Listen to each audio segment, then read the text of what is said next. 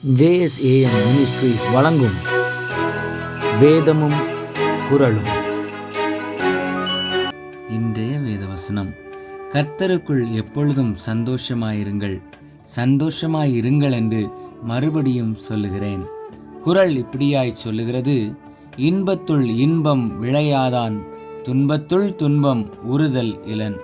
இதனுடைய விளக்கம் என்னவெனில், இன்பம் வரும்பொழுது அதற்காக ஆட்டம் போடாதவர்கள் துன்பம் வரும்பொழுதும் அதற்காக வாட்டம் கொள்ள மாட்டார்கள்.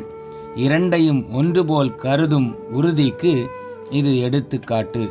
வேதவசனம் இப்படியாய் சொல்லுகிறது: அத்திமரம் துளிர்விடாமற் போனாலும், திராட்சை செடிகளில் பழம் உண்டாகாமற் போனாலும், ஒலிவ மரத்தின் பலன் அற்று போனாலும், வயல்கள் தானியத்தை விளைவியாமற் போனாலும், கிடையில் ஆட்டு மந்தைகள் முதலற்று போனாலும், தொழுவத்திலே மாடு இல்லாமற் போனாலும், நான் கர்த்தருக்குள் மகிழ்ச்சியாயிருப்பேன், என் இரட்சிப்பின் தேவனுக்குள் களி கூறுவேன்.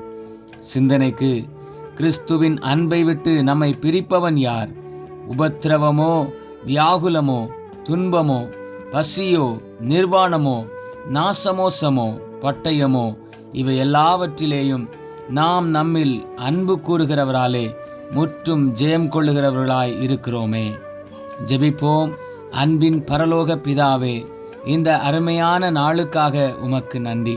இந்த நாளிலும் நாங்கள் எல்லா சூழ்நிலைகளிலும் உம்மை பின்பற்றவும், துன்பத்தை கண்டு துவண்டு போகாமல் முன்னேறி சென்று உமக்கு பிரியமாய் வாழவும் எங்களுக்கு கிருபை தாரும். இயேசுவின் நாமத்தில் பிதாவே, ஆமேன். இந்த நாள் இனிய நாளாக அமைய வாழ்த்துக்கள். கர்த்தர் உங்களை ஆசீர்வதிப்பாராக. ஆமேன்.